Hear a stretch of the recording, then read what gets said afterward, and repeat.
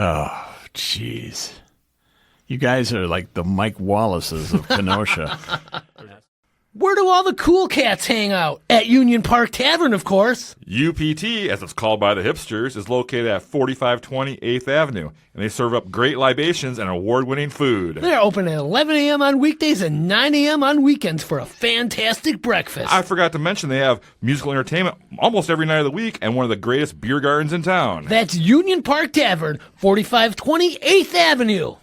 Life throws us curveballs, moments when we need to gather, remember, and say goodbye. It's during these times that Casey Family Options Funerals and Cremations stands with you. They offer a wide range of affordable options from traditional funerals to modern celebrations of life. No matter your family's wishes, they can create a meaningful tribute without breaking the bank. But here's the thing, affordability doesn't mean they cut corners. At Casey Family Options, they believe every life deserves a beautiful send-off. So when life throws you a curveball, remember, you're not alone. Casey Family Options Funerals and Cremations. Affordable care with endless compassion. Visit them online at CaseyFamilyOptions.com or call them today for a free consultation, 262-653-0667. Hey, Donnie, how much you pay for those glasses? You don't want to know. Well, you should have went to Rocket Optical Eyewear, located on the second floor of 815 57th Street. Bring in your prescription, and they will do the rest. Look for something traditional or something wacky. They have you covered at prices that won't drain the retirement fund. Getting new frames doesn't have to be a chore. Come on down to Rocket Optical and have some fun picking out your new frames. Visit their website at rocketopticaleyewear.com and find that link right down there in our show notes. I can see it from here. And on this episode of the Ktown Connects podcast, we connect with living radio legend, a voice of a generation, the one and only Bill Lawrence. Jason, cue that music.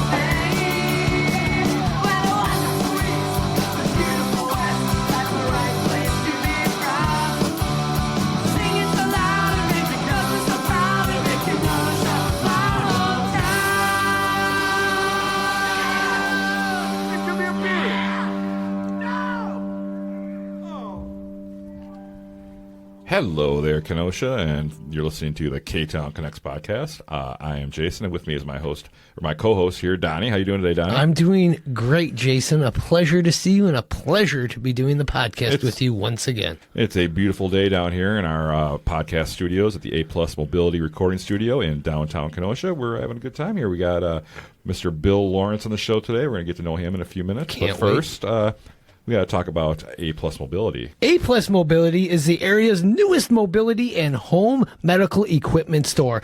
Owner Ashley Knight, close personal friend of the Ktown Connects podcast, has the knowledge to help you make the right choices for yourself and your loved one.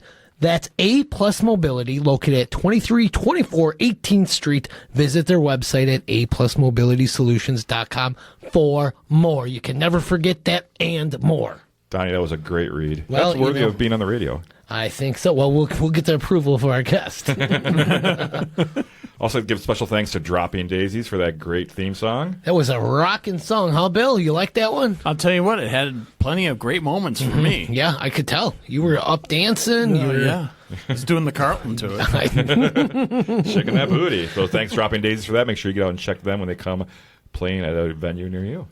And always in the A+ Mobility recording studio, we are always brewing something good. And Jason, what's brewing today? Oh, Donnie, I'm enjoying a Bits and Pieces IPA from Public Craft Brewing Company. They're located downtown at 628 58th Street. You can find their menu and drinks and all that stuff.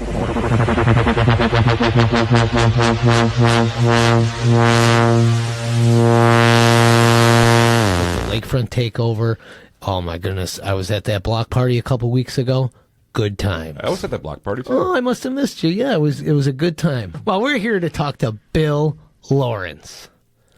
Legend. Of real. Oh, God. The voice of multi-generations. Well, come on. I mean, how old is he? Come on. I'm not that old yet. Yeah. How you doing, Bill? I'm good. Thanks for having me on, guys. I Oh. really appreciate it. What took so long? Well, we had Lenny on like 4 years ago. He 4 said, years "Do not ago. get Bill on." Oh, okay. The word was out. It was a contract. He said Bill can't be on till after 4 years. Yeah, so that's funny. you know. Like there's contracts. Okay, come on. No, it's a pleasure. Thanks, guys. I Yeah, appreciate thanks for being joining asked. us. We appreciate it.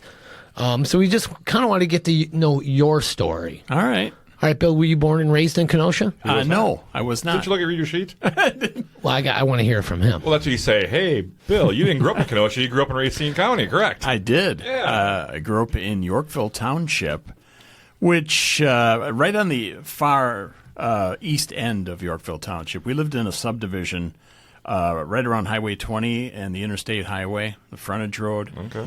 It was 52nd Street originally. They changed the name eventually to Evans Lane, and it was kind of fun because it was a bunch of new houses in the late 60s in the middle of the woods. Oh, cool. Which was great, and it was all young families with kids. So during the summertime, kids would be out riding bikes. We played baseball. I mean, it was just the summer months were just, it was kids all through up and down. And we just had basically a service road to get in and out. So there wasn't heavy traffic like you see on regular neighborhood streets. So the kids ruled the roost. We'd ride our bikes up and down. Cool. You know, occasionally the car would come by and we'd just get out of the way. But it was a lot of fun. We could explore into the woods. There was a pond, which carried some living creatures of some sort. But we used to go down there, and it was really cool. We actually had a trail where we could ride our bikes through the woods to get to a convenience store by a park that was about maybe a half a mile away.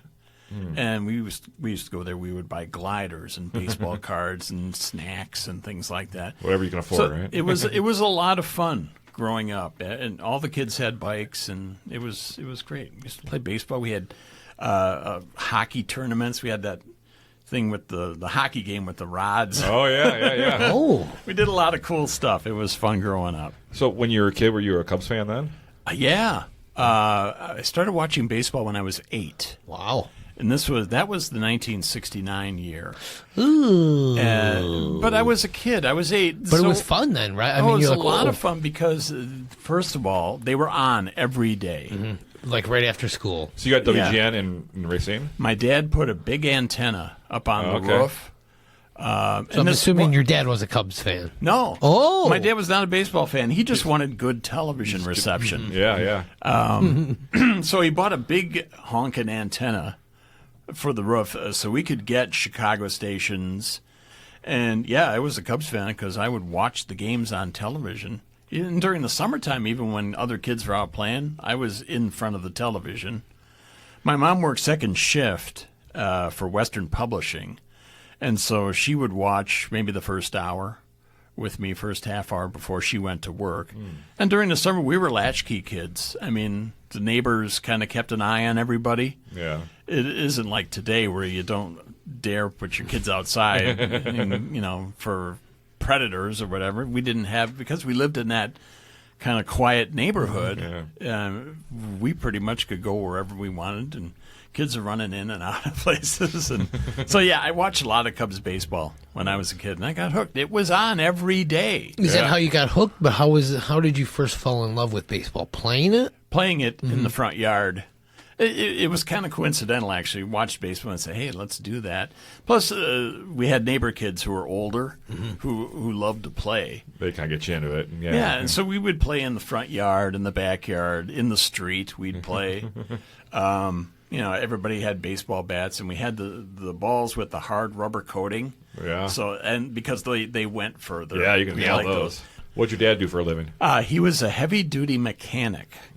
He fixed bulldozers, front-end loaders, milk trucks. He started out working at Progressive Dairy in Racine. Okay. He grew up in Ashland. He was a farm boy. He came down in the late 50s, from what my mom tells me, because there was no work up there. So he came down. He worked at a lot of places. He worked at AMC for a little bit. Oh, yeah. But, it wasn't all work for him. He had a lot of fun, too. He loved camping. He loved hunting. He was an outdoors guy.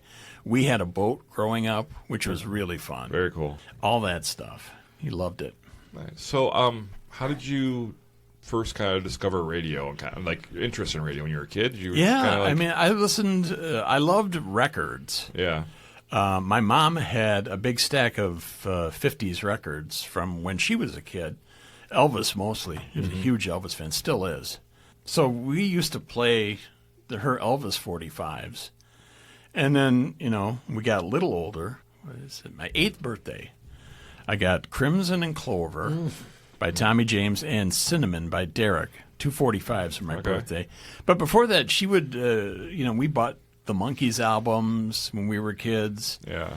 We'd beg and plead, please, so spend the $3. We want this album. Yeah. And then I just kind of got into music. And then we listened, for the songs of the day, we listened to the big three. WOKY in Milwaukee, WLS in Chicago, and Super CFL in Chicago, and all the jocks that were on at the time. I was especially fond of the LS guys. I loved Bob Surratt. I thought John Landecker was just fantastic. I used to listen to him while I was doing homework at night. And those guys, and those great records. And so that's kind of how I got into it. Okay. Really enjoyed that. And then, you make the shift in the mid-'70s to FM. Yeah. Because the sound was better. But, the formats are pretty much the same. So, yeah, I liked listening to music. And I thought, well, maybe someday. It wasn't my direct path to that. It just kind of roundabouted it. But that's what I grew up listening to. What did you want to be when you were a kid? I wanted to play center field for the Cubs. Of course. Yeah. Of course. That didn't work out. Yeah. And that was always a hard thing for me, figure out what I wanted to do. As I went through high school, I just kind of, there's always the pressure. What are you going to do what do you want to do? Yeah. I don't know. I'm just going to get along for now. Yeah. And that's how I ended up in the restaurant business for all that time until I actually figured out what my path Was that your first job? That was my first job, yeah. Where was that at? Highlands Restaurant. Okay. First job was a dishwasher, July of '77. We had just got home from a 4th of July camping trip, and my mom, I don't know if my dad had told her this, but my mom dragged me out of bed one day and said, we're going to go find you a job. Because I was 16 at the time. Yeah. It was summertime and just lounging around the house. So we just went to places that were close, and that was close to our house. Okay. So, and many mornings I would walk to work. Is that restaurant still there? No. Okay. What is it now? I can't think of it off the top of my head. Where was that? Right on the corner of Highway 20 and I-94. Oh, okay. All right. You know where Route 20 is now? Yeah. To the east of that. There's Okay. that travel plaza there. Ah, yeah. Okay. That used to be Highlands Restaurant, and then there was a gas station there. Okay. All right. So that's where I started when I was 16, working there as a dishwasher. So how long were you at the restaurant? I was at the restaurant. I was there for a couple of years, and I quit. And then right after high school, they asked me back, and I went. Okay. And I was there for like 6 years. Was that then you started going to college then? I started, as far as my college experience goes, high school wasn't that great for me. Yeah. I did all right grade-wise, but I just didn't Care. I didn't live the experience that a lot of kids live. Yeah. I didn't play sports. I wasn't in a lot of activities. I didn't go to games. Yeah. Like high school football, all right. It's like, okay. Were you smoking pot out back? No, I Were you was, doing I that? was, I was super clean cut. I think I puffed a cigarette once, and I didn't really care for it, so I didn't smoke. But no, I was a clean cut kid. I was the kind of guy who just kept to myself. I had friends, Yeah. but I wasn't the outgoing type, which is weird now, right? Because I do this, I can, I did radio for so long. Yeah. I just kind of grew into that. And maybe as you get older, obviously your personality changes as you get older. For sure. So, you grow into stuff. Yeah. So then you started going to college. I did.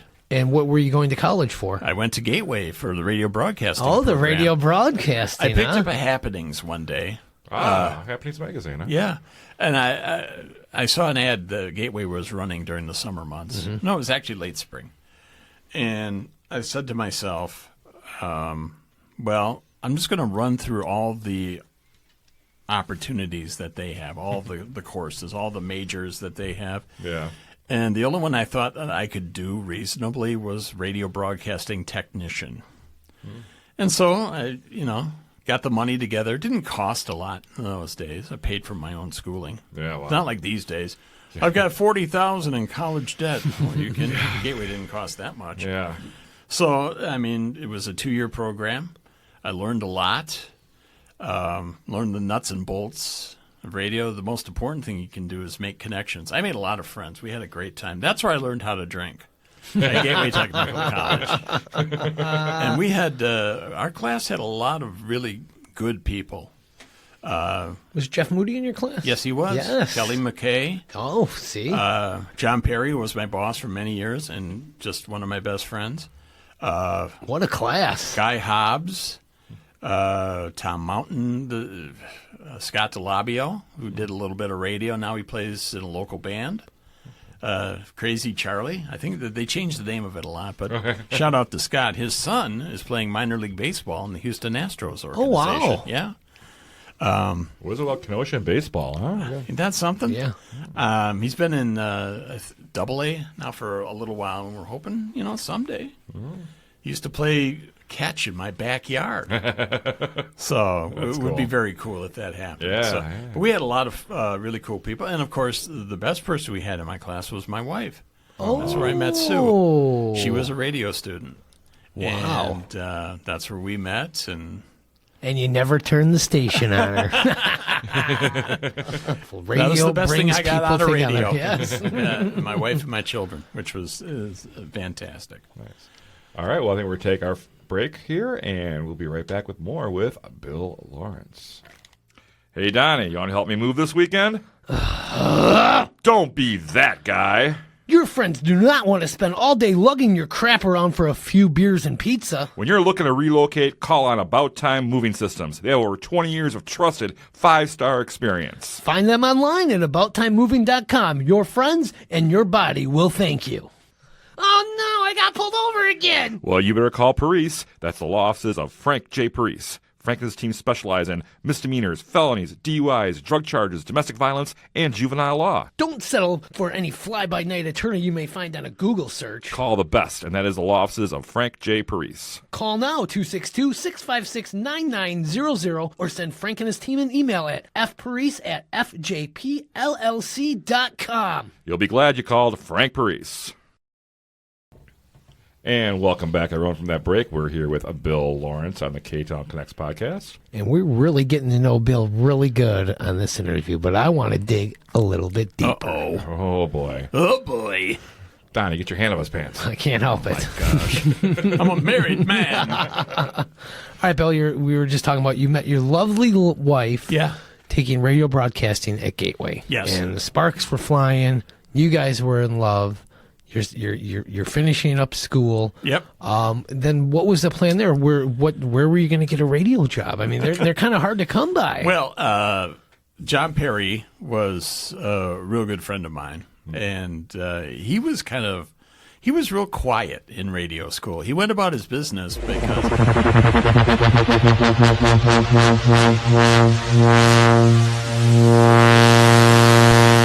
Director, correct? The former program director. Okay. Recent, yeah.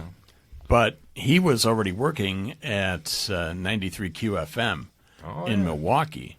And he was like interning there, and he was working at WMIR in Lake Geneva, which is now some kind of gun club. Okay. So anyway, he was working at that radio station. And so after graduation, he got me a job at WMIR.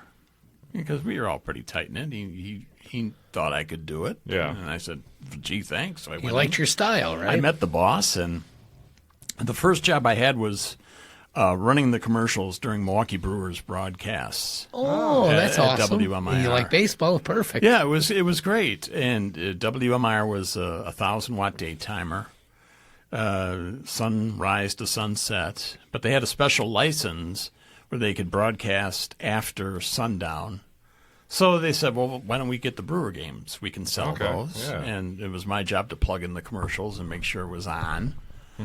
And the interesting thing about that, and I've told this story many times, is that provisional license that they had to go from 1,000 watts.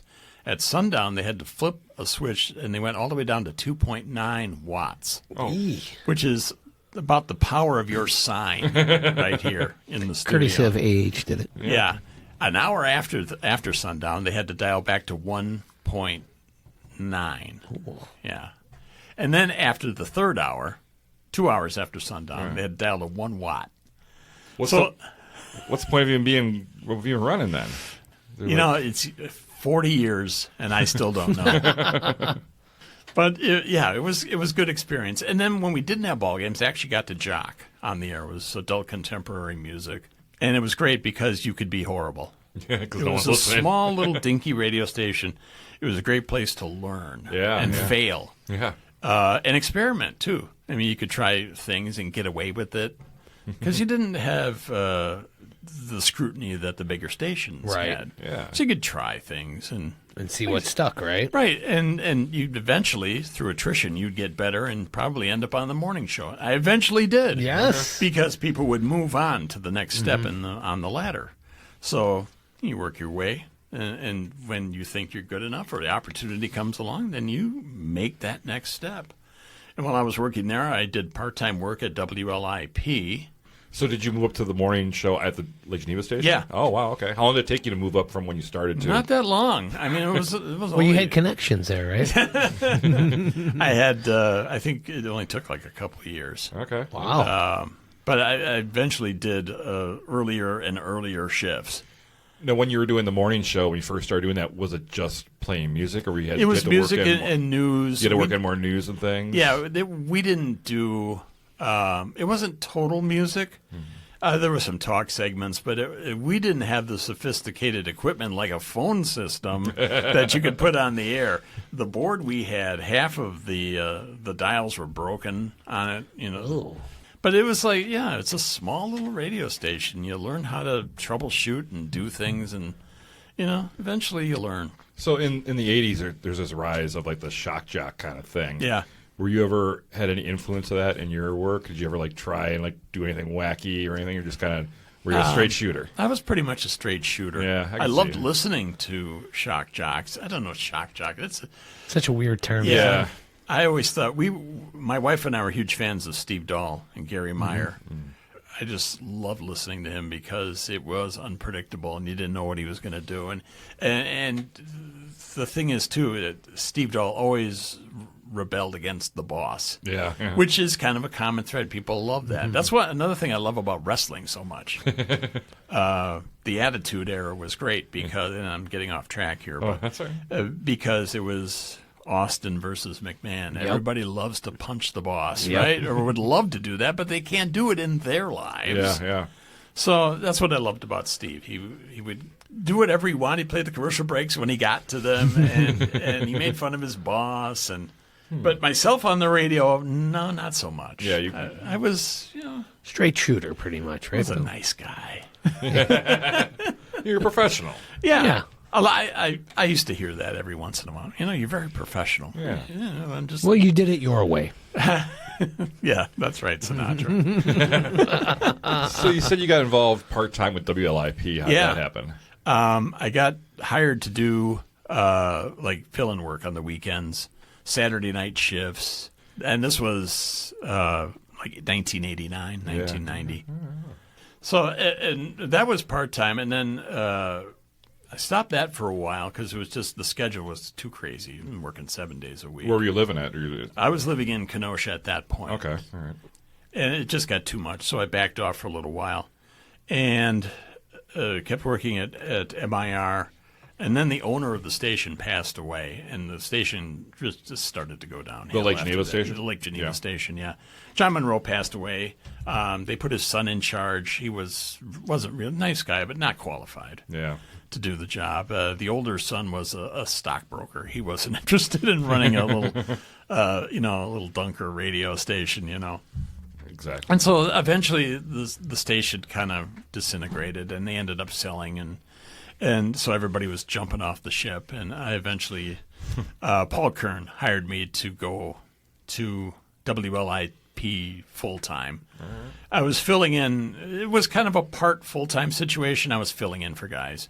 When you first started with WLIP, how much was live in the studio and how much was pre-recorded things? Like they have like At LIP, it was pretty much live all day. Oh, really? Except Okay. for the overnights, I think. overnight they kind of Yeah, because at that point, Jim Bohannon was doing overnights on the network. Okay. But everything else was live in the morning. Mike Miles, Tom Sebastian, Paul Kern. They were all live, and then Paul did a talk show at night, Lip Service. Oh. So it was pretty much live all day. Okay. I remember the first time I walked into the LIP studio, big giant ashtray. In those days, all the jocks smoked.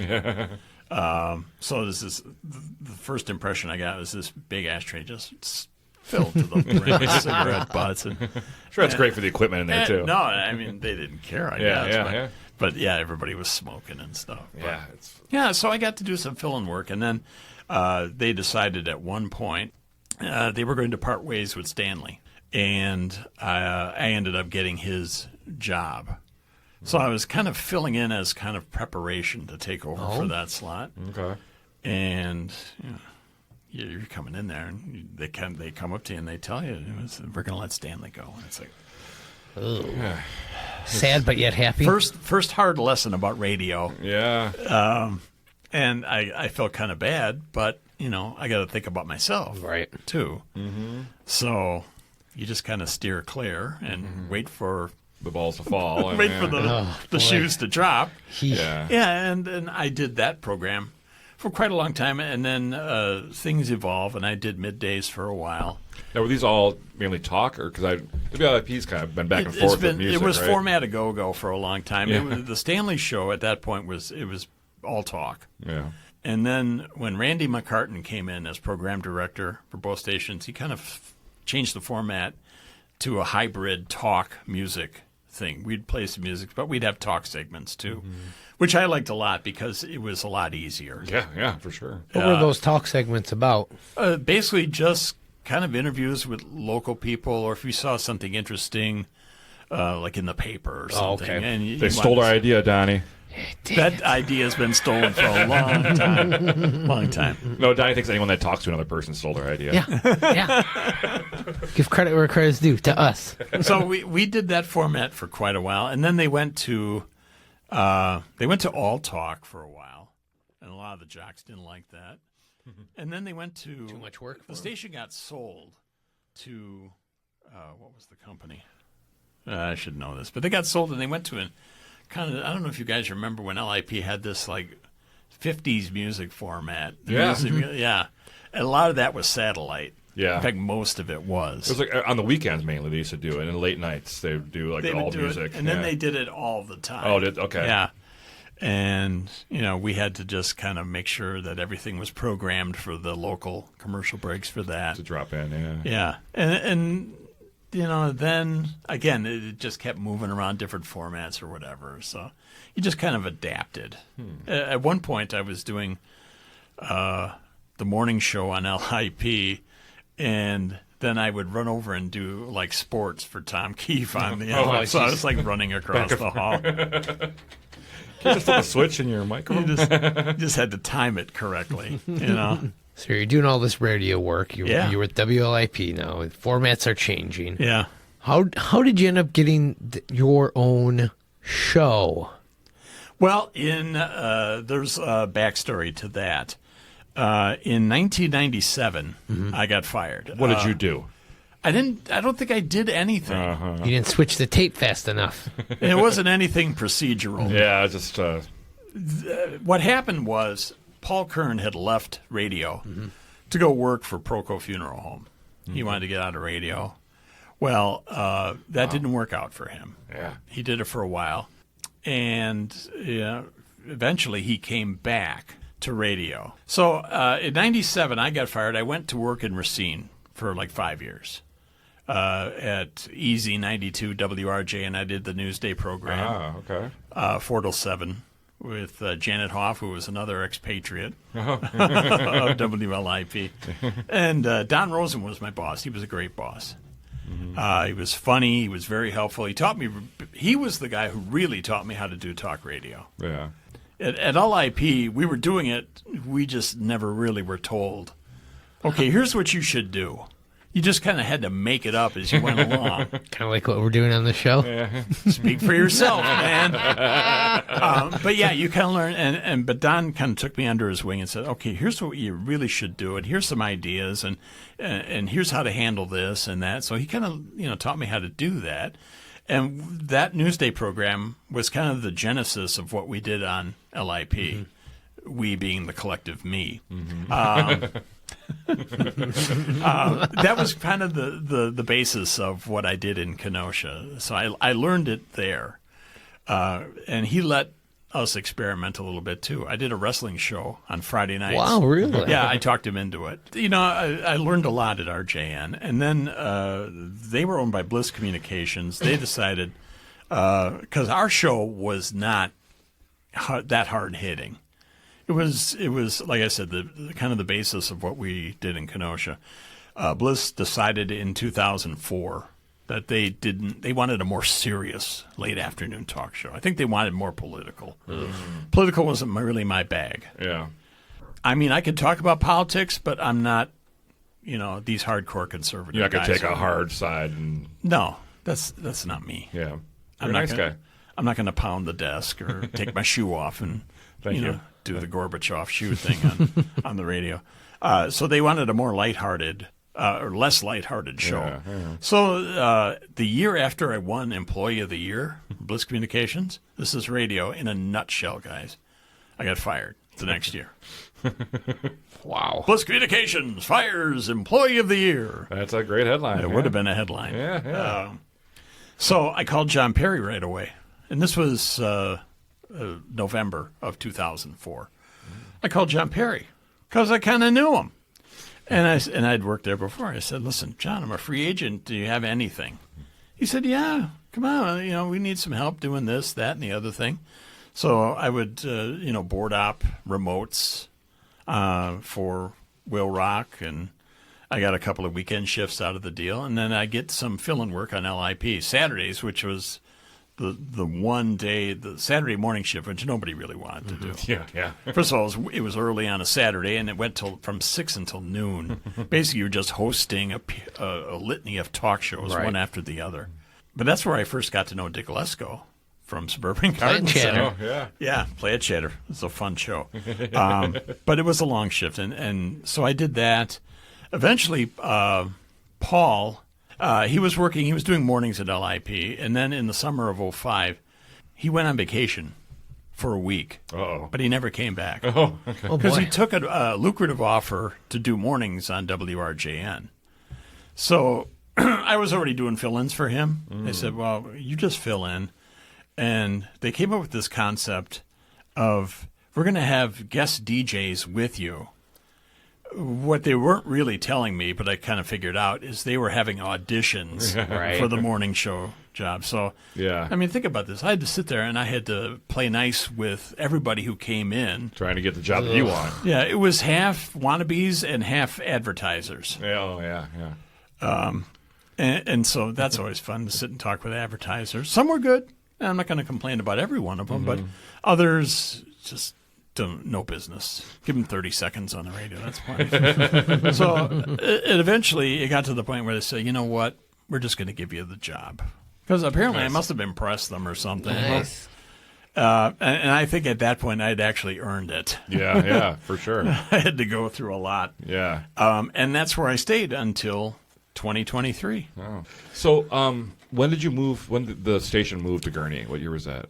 Early 2020. Okay. We had the grand opening the day before the shutdown began. Oh, like so March 16th or it was? Yeah. They had the big grand opening at the mall.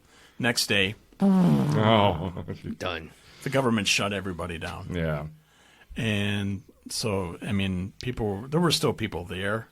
But, yeah, everything kind of changed after the pandemic.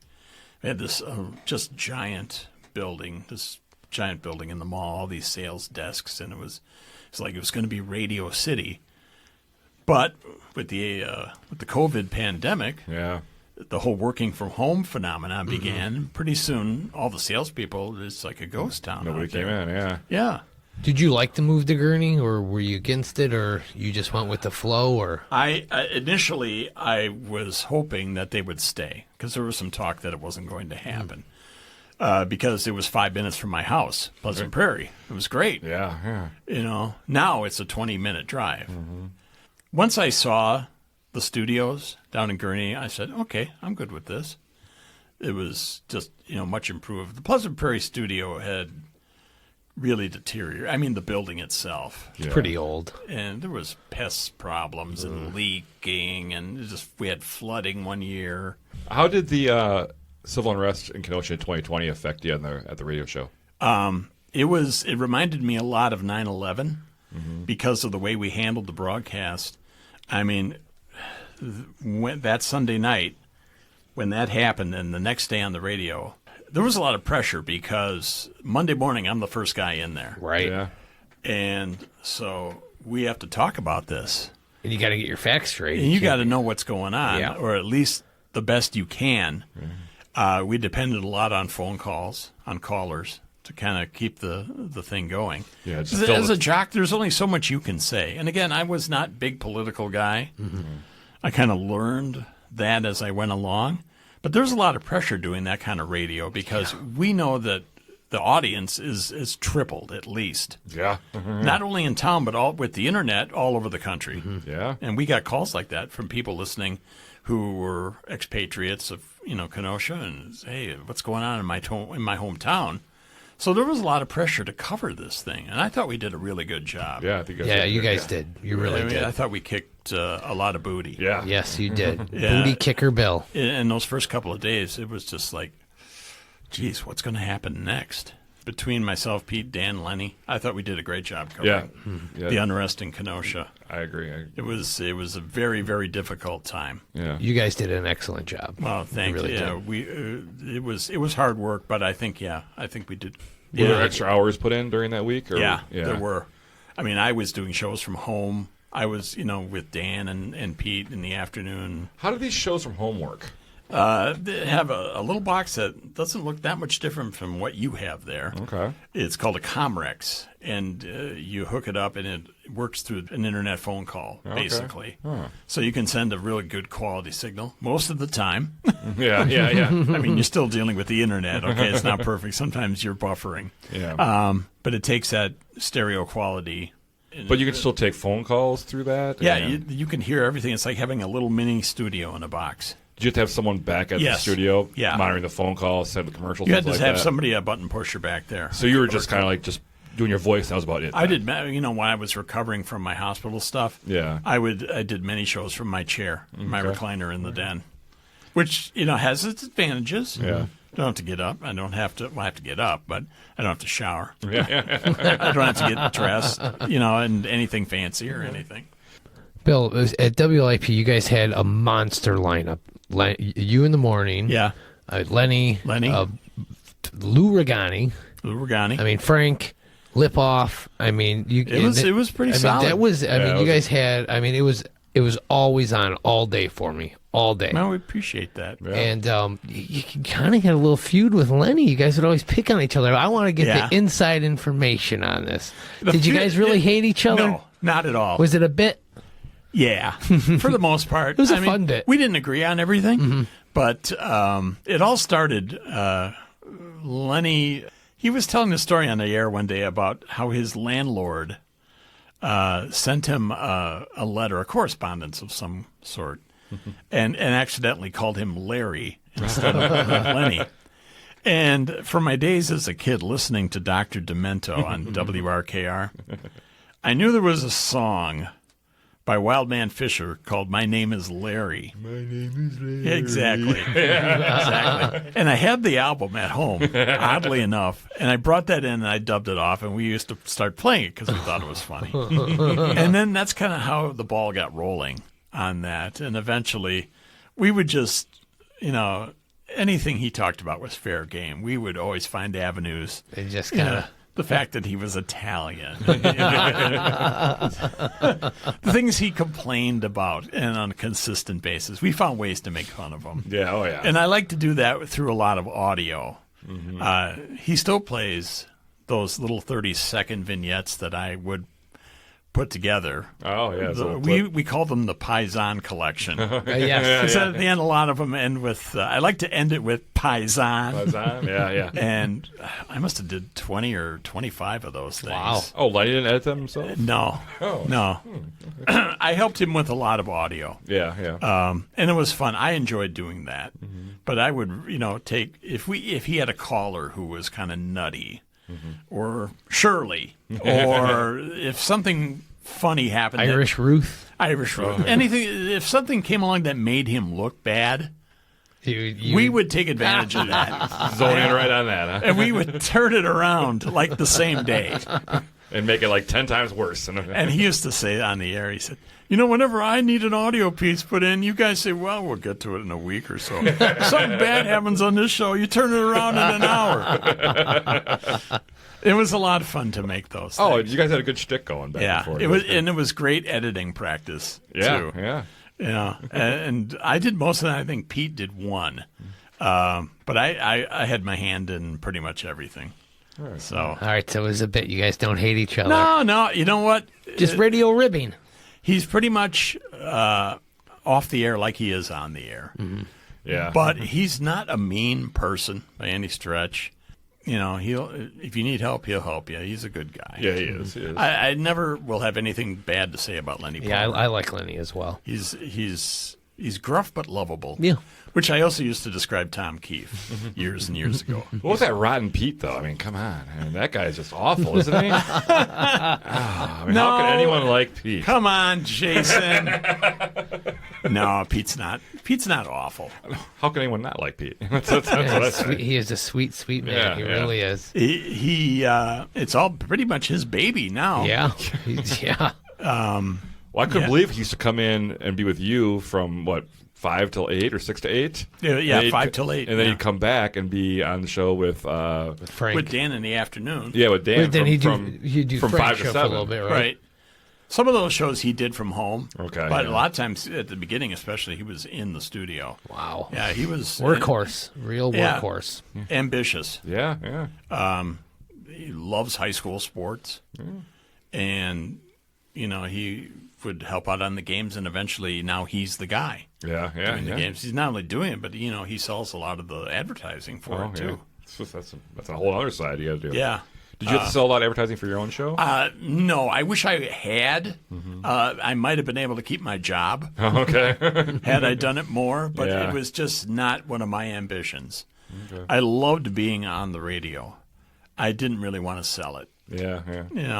Just give me the I probably, microphone. if I would have given it an opportunity, I could have learned how to do it. Yeah. I should have. That's one of my should have dones. Okay.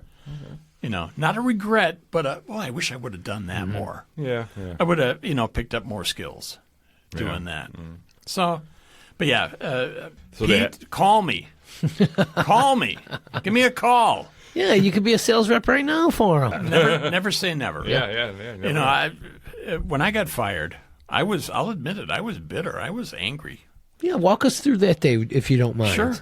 Did the show just like any other day. That was a Monday morning.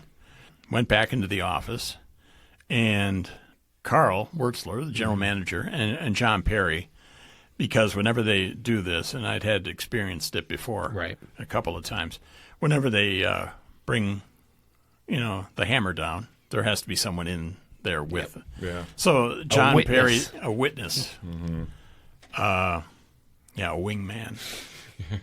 Although I wouldn't describe John Perry as the wingman. He's just a reluctant accomplice. He had to be in there, and it goes so fast. They come in. Bill, can we talk to you for a minute? They close the door. They have the HR packet ready to go, the severance, and they basically sat down and said, "Bill, we're going to make some changes here at WLIP, and unfortunately, you're not going to be with us going forward." And it's like, what? And so it hits you like a ton of bricks. and you're kind of in a daze because everything starts to spin in your head. Okay, how am I going to tell my wife? What am I going to do now? How much money do we have? And so they're explaining everything, and they explain how the severance is going to work, and okay, you've got a week to sign it or not sign it or whatever, and that's it. Pack your shit and go, huh? Yeah, and so if you need any help getting stuff together, we'll help you. But they had other people to fire that day, so my experience was only like 5 minutes. Yeah.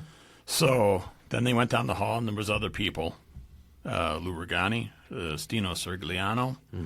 From the 95 side? Yeah. Yeah. Frank from XLC. And I think Dan and Pete, right? Oh, yeah, and Dan. Dan came later. Oh, did he? Okay. Yeah, and Tim Vandertoot came later, too. They were in the June round of firings. But, yeah, and then... Was this cutting costs and they wanted to change? Yeah. That's what... like I said earlier, I don't think Alpha... they struggled to recover from the pandemic. Sales were down.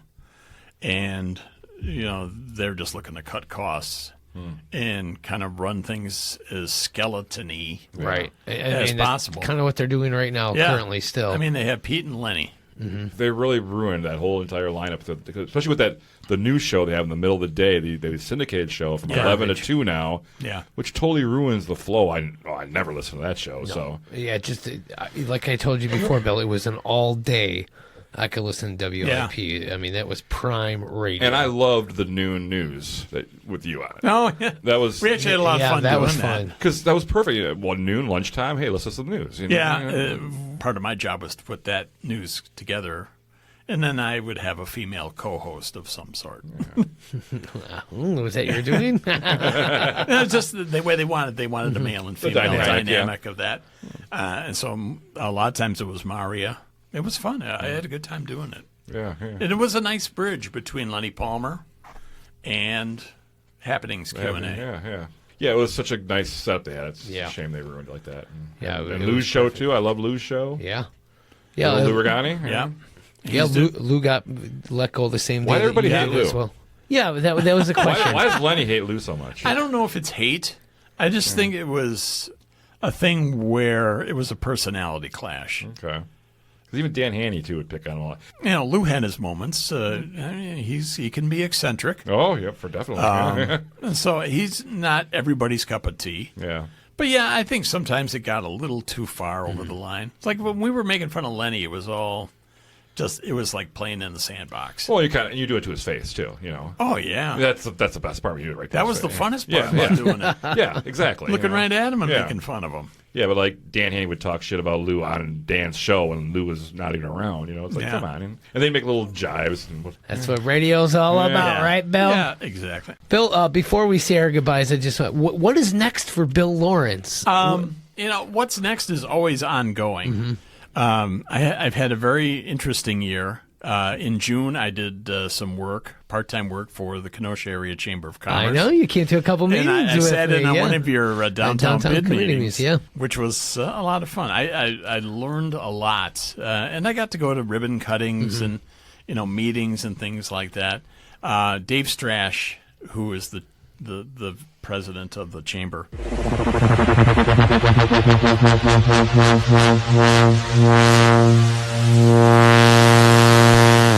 I have been working through a state program through the Department of Vocational Resources, and they help people with physical disabilities, mental disabilities find work. Because a lot of people don't know. People know about the fact that I had my right leg below the knee amputated. This 8 years ago now. A lot of people don't know that now I have kidney disease, so I go to dialysis 3 days a week, and dialysis is certainly taxing, and it's difficult at that point to find someone who's going to hire you full time 5 days a week. Yeah. And to be honest with you, I don't want to work 5 days a week. I just don't think I could do it because and people who have been through dialysis, who know people, who have family, who have kidney. Dialysis is extremely tiring. And I'm not going to make this a medical show. Yeah. But fortunately, I stumbled upon this program. And the job coaches there and the people who are in charge have done a great job. And their job is to find a good fit. And it's been a very successful program. And they got me hooked up with the Chamber of Commerce. Dave said, we've always got room for you. Nice. I mean, it's a small organization. Yes. They have three, four employees, employees. Yeah. Dave's a great guy down there. And Dave said, listen, come in, go to our things, make connections, talk to people. You know, it's not this put tab A into slot B kind of a job. It's a people job. And Donnie, you working for Visit Kenosha, you know that. It's that kind of job. So Dave was nice enough to let me hang around for 3 months. And one of the connections that I made was Jim Gorley at Kenosha.com. I met him, and he was starting a new project, and now I'm helping him with that until the end of December. Very nice. So, yeah, it's all about connections. Yep. What's going to happen after December? I don't know. Could you give any hints on this new project? Yeah, I can actually. Kenosha.com, which is Jim's website, is starting a new site called KenoshaCoupons.com, where local businesses can come on, and it's a digital coupon platform. Okay. If you're familiar with Groupon, it's that kind of thing, only it's hyper-local. Oh, nice. Okay. So I'm actually kind of learning to become a salesperson. Very Something nice. I always avoided. Yep, now you're doing it, When I was right? in the radio, I'm having to learn at age 63.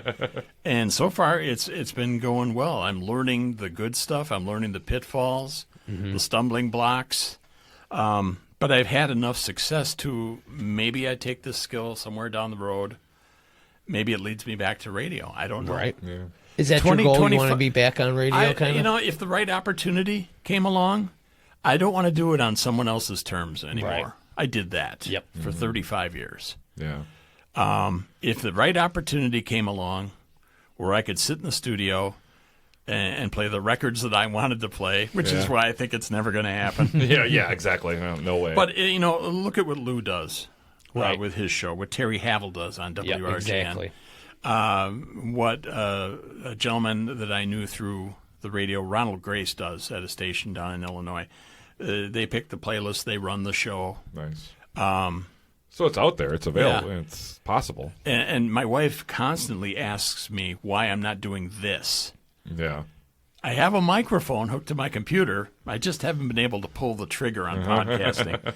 I always think to myself, what am I going to talk about? What am I going to, you know? Bill, you have a million stories. You could just... This is why we get people in to talk for us. So that's always out there, too. I mean, everybody does them. I probably could if I just would get my thoughts organized. And Oh, you think it's easy, Bill? No, I don't. You think That's why I've been avoiding it for so long. It's like starting day one again. It's not too hard. What am I going to talk about?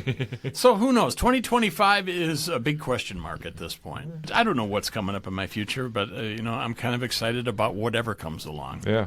That's Awesome. the way to look at it, I'm Bill. learning some new skills, and maybe I can use them. So, Bill, one more thing. What was I'm trying to remember that drop that you had on your show. I love something the about drops. Rubens. Well, how did that one oh, go? you want to hear that story? Yeah, real quick. All right. The Well, drop. yeah, The what was audio the drop? piece was. Who needs strippers? We've got Rubens. I love it. The story goes back to a day. It was Tom Keefe's birthday. It was January of some year. And Pat Hegewald was our news director at that time. He was doing the news. Tom's buddy, Duco Hazard, he was great. Everybody misses him. He threw together all this stuff for Tom's birthday. He was a big customer over at the Sugar Shack in Lake Geneva. So he was able to secure 2 or 3, I think it was a couple, strippers to come in for Tom's birthday. Oh, boy. There was a restaurateur in Waukegan, and I wish I could remember the name of the place, but they specialized in Reuben sandwiches. And so in one of the rooms, he was there cooking Reuben sandwiches as part of the birthday celebration. The strippers were in the studio with Tom.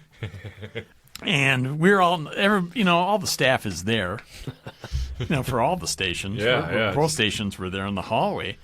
And everybody's trying the Reubens. The Reubens are just like filling up the room. They're so good. Oh, yeah. And I turned to I think maybe Pat said, hey, how about these strippers in here? And I said to Pat, who needs strippers? We've got Rubens. And everybody heard it, and it just kind of caught fire after that. And so I didn't record it at the spot there, but I went in the studio and just recorded that line. Okay. And that's one of the stories a lot of people ask about. That's great. That's like an in-office joke kind of thing. Yeah, it was. That's so good. Who needs strippers? We've got Rubens. All right, and we'll be back with more with Bill Lawrence after this.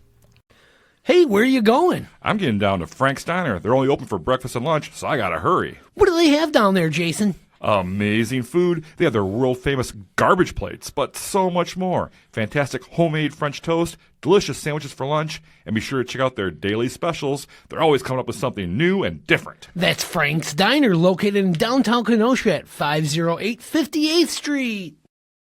Whether you're buying, selling, or just curious about the local market, Shannyn Franklin of ReMax Newport Elite would love to offer her support and service. Shannyn knows Kenosha both as an agent and a neighbor, and she can help you find exactly what you're looking for. Find her realtor webpage at ReMax.com or give her a call at 262-960-5182 to begin your real estate journey.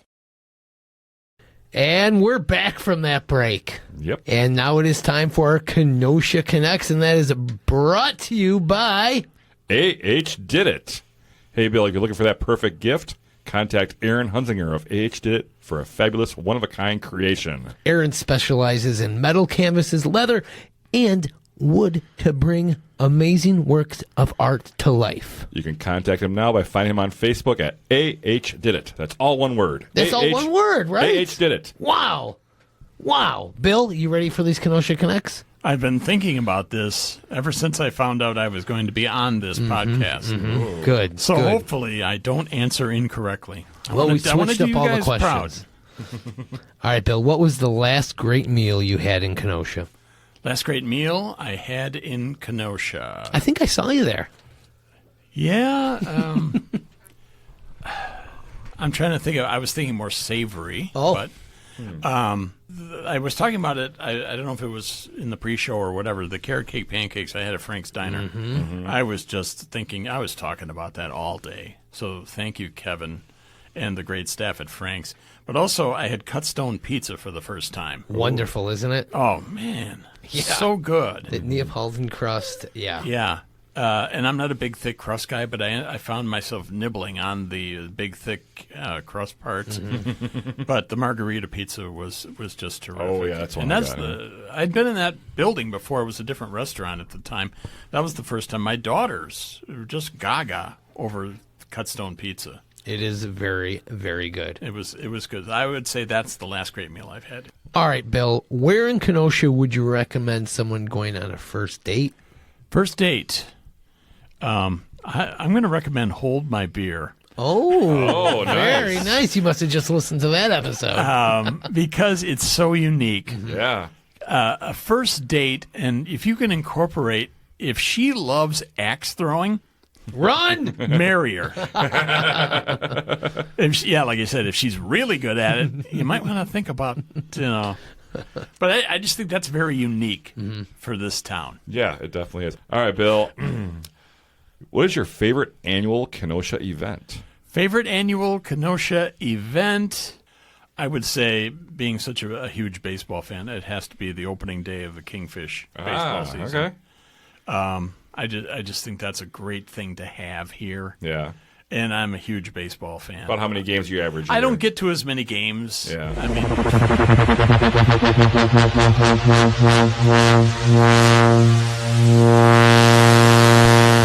Beautiful, isn't it? yeah, they've done a great job of. I remember Simmons Field from the old days when I did some part-time work for Jones Intercable. Oh, yeah. Because that's where my wife worked. And so she kind of got me a lot of, side gigs there, Okay. doing voice work. And I got to do some baseball play-by-play. Oh, cool. For the Twins. We did Twins games. Nice. Yeah, but bringing the Kingfish into town was just a fantastic thing. I think it's good for the city. All right, I totally agree. All right, Bill, where can I get the best Mexican food in Kenosha? I'm a tacos El Rey guy. Yeah. That's kind of a birthday thing for me every Get the year. sombrero? I'm not a sombrero That's just for guy. the taco contest. You don't just. Oh, is it? I'm a combo platter guy. I Oh, like a little bit okay. of everything. And their burritos, I don't know what they do to them. Those homemade tortillas. Yeah, that's got to be it. Oh, yeah. That beef in there is I love their holy chicken smokes. there. I mean, it's The all shredded good. chicken. It's all good. Here's one. Which now closed Kenosha business do you wish you could bring back? Then, right? Hungry Head Sandwich Shop. Oh, yeah. Good old Hungry Head. Man. And people still, another one where we had our wedding reception, the Spaghetti Station. Yeah. I used to love that ravioli bowl. They had a couple of pop-ups a few years ago. Yeah. And we went to one of those, and it was so good. Was it? All right, last one. You ready for Yeah. this one? All right. Big Star or The Spot? Big Star. Nice. I love the seasonal aspect of Big Star. Makes it special, right? It's brilliant marketing. It's the same thing McDonald's uses for the McRib. Yeah. Create a demand for it. And I'm not saying anything against the Spot. Yeah. Because their double cheeseburgers with grilled onions are phenomenal. Oh, yeah. They're open all year. They're always available. Yeah. But there's nothing like the anticipation of the 1st of March. Yeah. And also the concern of the last week of August. Yeah. That you better get over there before all the food is gone. Yeah. But the cheeseburgers, just the straight ahead regular cheeseburgers with the Velveeta, the breaded mushrooms, the root beer. Yeah. Love that whole experience. The lights and everything lit up Yeah. there. Yeah, it's great. It's that whole retro drive-in thing. Yeah. Love that.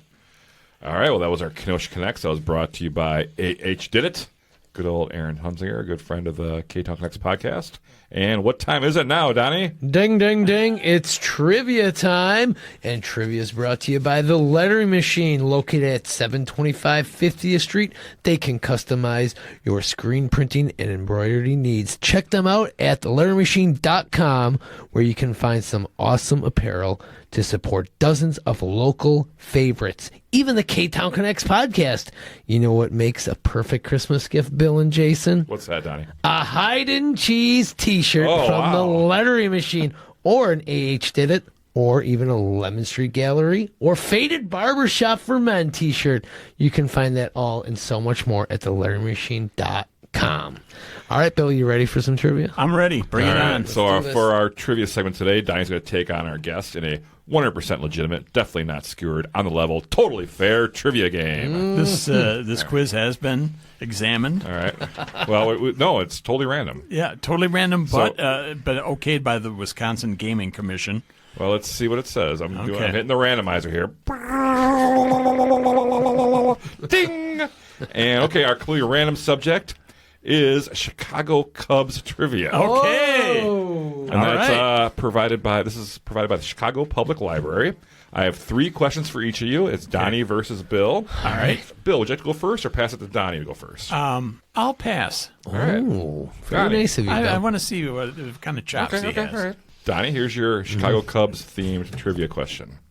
So, Donnie, Wrigley Field, as we know it, opened in 1916, Correct. but it wasn't named Wrigley until 1927. What name did it originally go by during its first 4 years? I know it's the Wrigley Company. No, I need an answer, buddy. Wrigley Company. I don't know. I'm No, sorry. they bought it. They bought It it. was Weigman Park. Okay. Fuck. Yeah, from 1916 to 1920, and then it was Cubs Park from 1920 to 26. Oh, So sorry, Donnie, you did not get that. that's It was whatever. built for the Chicago Whales of the Federal League. And Well, I then am when going the to Federal get League killed here. folded, it became the Cubs ballpark after that. Yes. So still 0-0. Bill, here's your first one. Oh, I still had a chance. All right. Now, this one's tough, too. Bill, what is the name of the Chicago Cubs mascot? And I have multiple choice here for you. Okay. Is it Vladislav, Bernie, or Clark? Clark the Cub. Oh! You said that one was hard? I thought it was hard. I didn't know. Sure. Oh, Clark and Addison. All right. Clark the Cub. 1-0.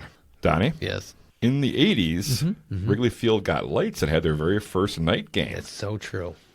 What was the date of the first night game at Wrigley Field? Come on, Donnie. Well, the first one got rained out. I'll even give you 7 days leeway. Are you counting the one that got rained out that doesn't count as an official game? I'll still be within the 7-day leeway, so Okay. you take a valuable airtime here. April 29th. I'm sorry that it's incorrect. August 8th, 1988. That's what I said. But it was rained out, like you said, and it was officially the next night against the 9th, Mets. right? The 9th of August. So I kind of got that right. I You knew were- it was rained out. Well, if I may use I should have gave Bill the hard ones, you the easy ones. You'd still smoke You were that. almost in the ballpark. All right, Bill, you're up 1-0. Here's your second question. Okay. How many World Series titles have the Chicago Cubs won? Would you like multiple choice? No. I got it for you. Here, let me give it to you. Is it A, 78, B, 33, or 3? 3. Yay! You got that. All right. 1907, 08, and 2016. All right, good job. All right, Donnie. Okay. I'm I love this segment. This is the best part of the segment, is watching him trying to figure it out. throwing you a softball here because this is 2 answers here, so you get half a point if you get one of them right. These would actually be a softer ball. Yeah. So it's a 2-part question. Okay. What is the most amount of games the Cubs have won in a single season, and what season was it? 19. Oh, ooh. When you're warm. He's in the right century. 1909. Oh, you're so that's close. 1908. Can I guess? I think I'm right. 1906. You are correct, but Donnie, can you guess how many games they won, though? You get a half point if you get this right. 111. No, Was 116. Yay! Were they 116 and 36 that year? 116 in 1906. And the interesting part is they lost to the White Sox in the World Series. They were the hitless wonders, the White Sox. Well, let's see if Bill can go 5 for 6 here. I guess I'm going to be a Brewers fan now. Don't. No. Okay. Bill, you drove me to it. Bill, I also have multiple choice on this one here. Okay. It's which Cubs player hit the most home runs in a single season? Is it Prince Fielder, Lee Smith, or Sammy Sosa? Sammy Sosa. Of course, it's Sammy Sosa. That was Lee Smith, the relief 66 in 1998. Could have been Prince Fielder, right? No, he didn't play for the Cubs. Oh, okay. Well, Bill, you have smoked Donnie in trivia here.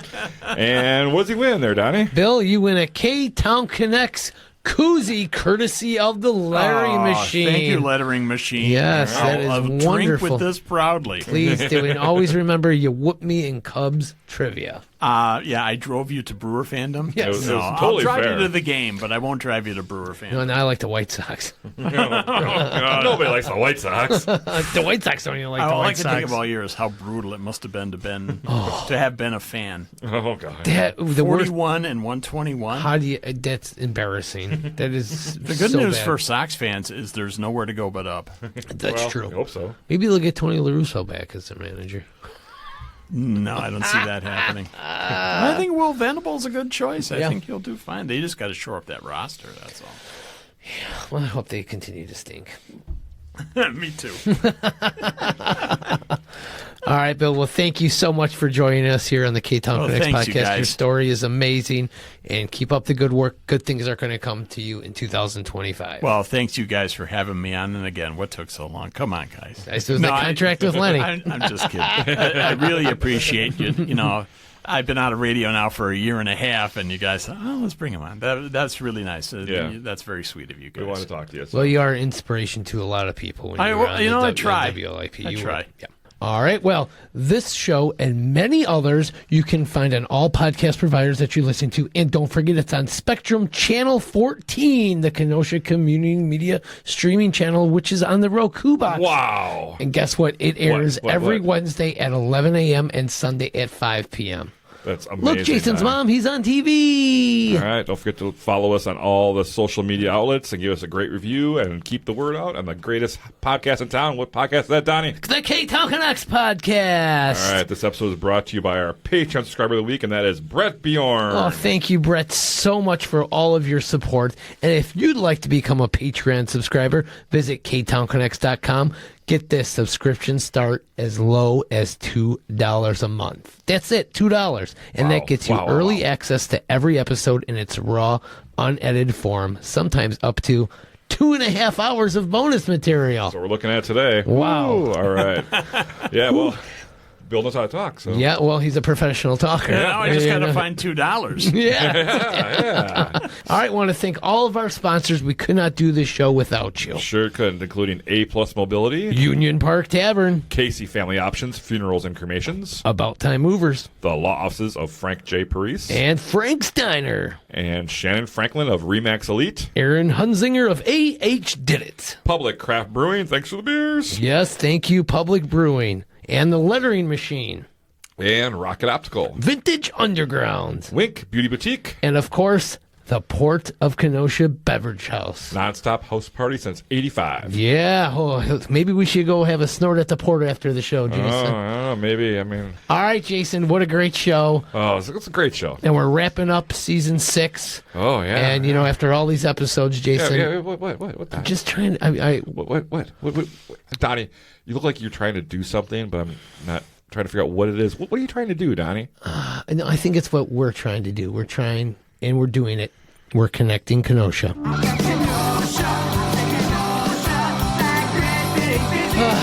Bill, you nailed it. Oh, thanks, guys. Thanks for that.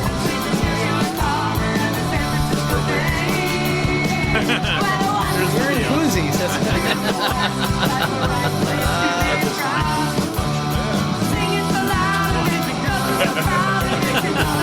You wait for Let's start somewhere.